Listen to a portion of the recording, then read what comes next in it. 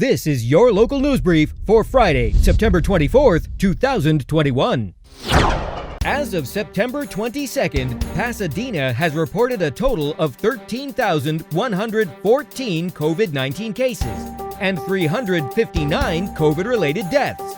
According to the city's COVID-19 vaccine dashboard, 94.8% of Pasadena residents have received at least one dose of a COVID-19 vaccine, and 87.7% are fully vaccinated. Pfizer has announced that its COVID-19 vaccine is safe and generates a robust antibody response in children ages 5 to 11. A smaller 10 microgram dose was given to trial participants instead of the usual 30 microgram dose used for teens and adults.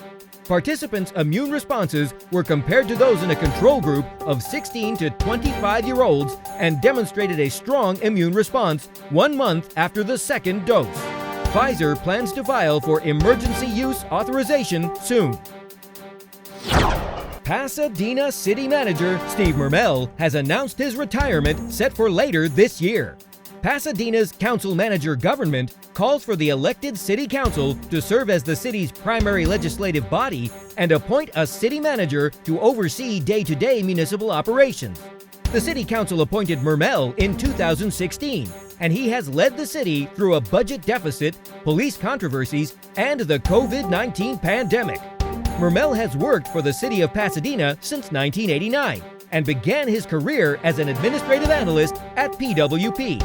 He also served as purchasing administrator, budget administrator, and deputy director of the finance department.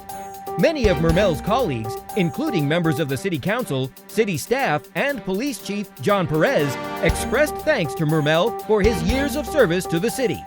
During his time as city manager, Mermell faced backlash from some residents after he reassigned then-Fire Chief Bertrell Washington without explanation. Recently, some residents have called for his termination for refusing to fire police officers involved in the fatal shooting of Anthony McLean. Mermell's retirement becomes effective December 2nd. The Pasadena City Council has approved the reallocation of $500,000 from the COVID-19 Emergency Solutions Grant. The funds were originally intended to be used for rental assistance of households at risk of homelessness and other housing services, including the Motel Voucher program. The council unanimously approved the staff-recommended reallocation of funds from homelessness prevention to emergency shelter activities. As a result, the funding for emergency shelters could increase from $1 to $1.5 million. The council also approved a recommendation to revise previous Emergency Solutions Grant allocations and add funding for homeless management information systems and street outreach services.